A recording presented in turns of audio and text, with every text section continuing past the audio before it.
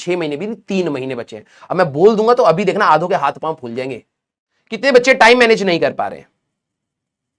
बेटा देखो आप लोग, मैं जिस दिन आपसे ये बात करूंगा, दिल की बात बोल दूंगा, तो आप लोग सॉरी बोल दोगे, लेकिन बात ये नहीं है कि मेरे को तेरे से सॉरी चाहिए बेटा।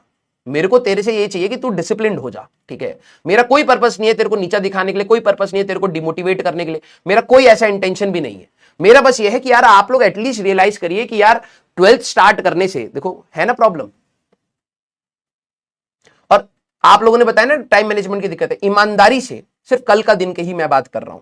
कल के दिन में अगर आप लोगों ने एक बार एनालाइज करके फिर लिखिएगा इस चीज को, ठीक है, फिर हम लोग वी विल स्टार्ट। उसके बाद मैं कुछ नहीं बोलूंगा, क्योंकि सेल्फ रियलाइजेशन जिस बच्चे को सेल्फ रियलाइजेशन हो जाती है ना, वो किस रास्ते पे चल रहा है, उसको किसी और की जरूरत नहीं पड़ती, ठीक है। और मैं नहीं चाहता कि आप सिर्फ मेरे पे डिपेंडेंट रहे कि मैं डांटूं तो आप सुधरे। ईमानदारी से बताइएगा, कल किसी भी बच्चे को अगर ऐसा लगे कि कल मैं और पढ़ सकता था, तो जरा एक बार दिल बना दो।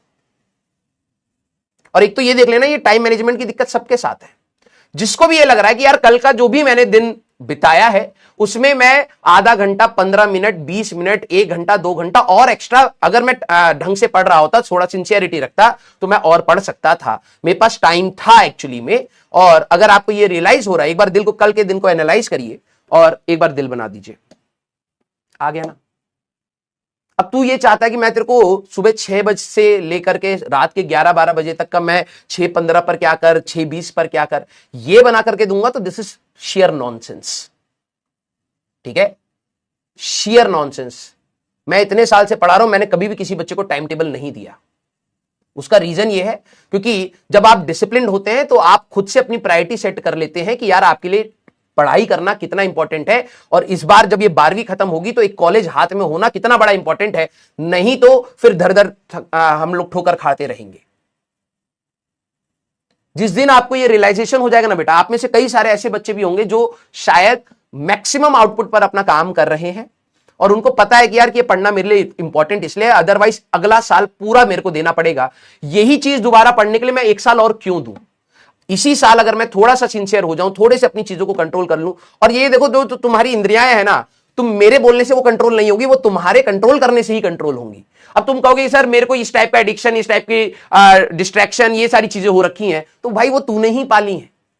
अब तेरे को इतना स्ट्रांग होना पड़ेगा कि तू उनको काटे, अदरवाइज तू सही में उस गड्ढे में ही गिर रहा है जिसमें हर साल लाखों बच्चे गिरते हैं और फिर वही है, फिर ड्रॉपर बनते हैं।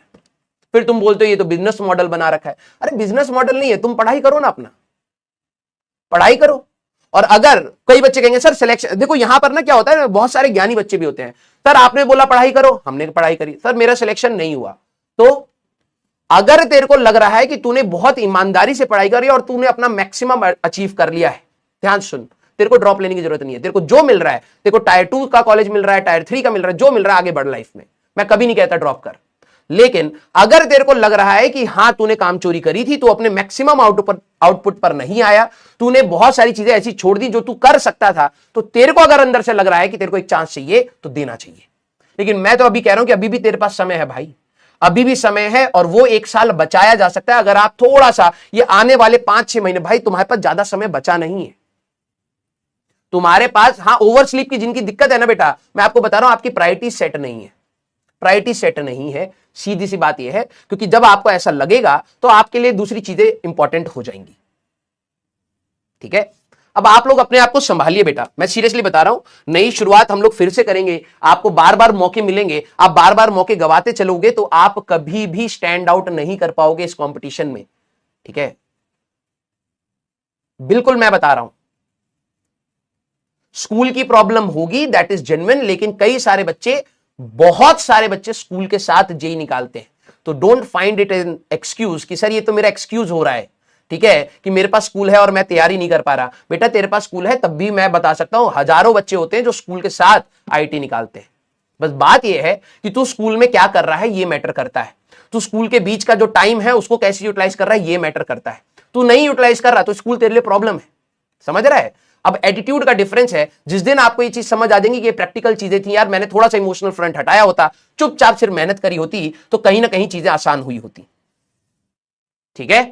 हाँ चलिए, आप लोगों के देखो, अब कोई बच्चा कहेगा कि सर मेरे साथ ये प्रॉब्लम है, मेरे साथ ये प्रॉब्लम है, आप लोगों की जनरेशन खराब ना हो, इसलिए मैं आप लोगों को ना स्पून फीडिंग नहीं करना चाहता हूं, ठीक है, कि मैं आप लोगों को ये नहीं समझाऊंगा कि आपका अगर गलत संगति है, आपका स्कूल खराब है, ये खराब है, तो मैं प्रॉब्लम्स पर नहीं, मैं सॉल्यूशंस पर बात करूंगा। जो भी आपकी प्रेजेंट डे की प्रॉब्लम्स हैं उनके सॉल्यूशंस निकालिए।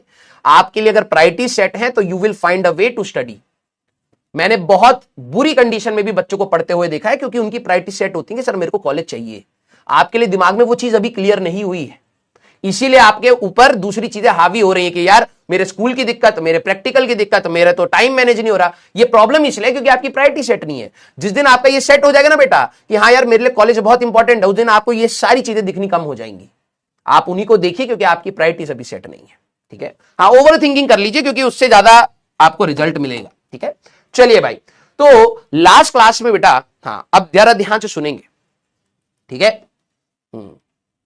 देखो आप लोगों की ना कभी भी ये क्वेरीज खत्म नहीं होंगी, मैं लिटरली बता रहा हूं, कभी भी क्वेरीज, अब देखो सबकी अलग अलग क्वेरीज हैं, सर डमी के लिए बता दो, यूट्यूब का प्रॉब्लम, कभी खत्म नहीं होंगी। और मैं इस शेयर नॉनसेंस में घुसना भी नहीं चाहता। मैं ईमानदारी से आपको बोल रहा हूं, जिस बच्चे की प्रायोरिटी सेट है उसका सिलेक्शन होगा, इस साल होगा, इसी बैच से होगा। आप लोग देखिएगा, और आप लोग खुद से डिस्ट्रैक्ट होना चाह रहे हैं, इसीलिए आपको वो मौके मिल रहे हैं। जो नहीं होना चाहता ना बेटा उसको नहीं मिलते, ठीक है। हाँ आई, बुरा लगता है, सीरियसली बता रहा हूं, ये चीज बहुत बुरी लगती है। अब तुम कहोगे कि नहीं सर आपको क्यों बुरी इसलिए लग रही है क्योंकि एफर्ट्स हमारे भी लग रहे हैं। हम तीनों टीचर, या अब मान लो आपकी केमिस्ट्री में 3 है तो 5 टीचर के एफर्ट्स हैं बेटा आपके साथ पूरे साल के, ठीक है। और उस दिन जिस दिन हम सेलिब्रेट करते हैं ना, तो नो डाउट हम लोग भी खुश होते हैं, क्योंकि कुछ बच्चों ने जिन्होंने मेहनत करी होती है उनके साथ खड़ा होना हमारी रिस्पॉन्सिबिलिटी भी है, ठीक है। तुम्हारा भी जिस दिन सिलेक्शन होगा और तुम कहोगे कि नहीं यार आज 5 टीचर नहीं आए, ठीक है, यू विल फील यार आज तो यार सर को होना चाहिए था साथ में, ठीक है। तो वहां हमें खड़ा होना पड़ेगा। उस दिन तुम अकेले बैठोगे ना तब तुम्हें चुभेगी ये बात। इसलिए बेटर है कि आप अपने एटलीस्ट मैक्सिमम आउटपुट पर करके एग्जाम को दीजिए। और अब आपको मैं बता दूं भाई कि आपके पास 6 महीने ही बचे हैं, अप्रोक्सीमेटली 6 महीने भी नहीं, 3 महीने बचे हैं। अब मैं बोल दूंगा तो अभी देखना आधों के हाथ पांव फूल जाएंगे, 2 दिन तक स्ट्रेस में रहेंगे, फिर कहेंगे यार इतना स्ट्रेस क्यों लेना है लाइफ में, छोड़ देते हैं। एटीट्यूड प्रॉब्लम है। आपको लग रहा है कि अभी यहां पर जून जुलाई चल रहा है, अभी 6 महीने के आसपास आपके पास बचे हैं, 12 घंटे तो आप सोओगे या कोई और काम करोगे, रेस्ट करोगे, खाना खाओगे, है ना। 12 आधे दिन निकाल दो, 3 महीने बचे। 3 महीनों में अभी तीनों सब्जेक्ट के सिलेबस भी होने हैं। Approximately you have 40-45 days to study. समझ रहा है? क्लियर हो गई बात? 40 दिन के अंदर तेरे पास जेईई मेंस आने वाला है। अब ये बोल दूंगा ना, अभी देखने में तो तेरे को 5-6 महीने लगेंगे, सर जनवरी के एंड में आएगा, अभी तो बहुत टाइम है। 12 घंटे सोएगा तो 6 महीने का आधा कर ले, 3 महीने बचे। अभी तीनों सब्जेक्ट पढ़ाए भी जाएंगे, तो जो 12 घंटे तू जगा हुआ है उसमें से 5-6 घंटे तो तेरी क्लासेस ही चल रही हैं, ये मान ले, है ना, होमवर्क करके, तो उसका भी आधा कर ले, तो 30-40 दिन बचे हैं तेरे पास। अब बोल दूंगा तो तेरे को डर लगने लगेगा। एक्चुअल में 40 दिन के अंदर तेरे पास जेईई मेंस का आने वाला है। अब तू ये सोच ले, जब भी तू इधर उधर आधा 1 घंटा खराब कर रहा है तो वो 40 दिन में से ही खराब कर रहा है। तेरे पास बचा ही बहुत कम है भाई। और जो दो दिल खोल करके वेस्ट कर रहा है ना बेटा, ये सब बेकार कर्म है, ये वापस घूम करके आएंगे, ठीक है। तो प्लीज बी सीरियस।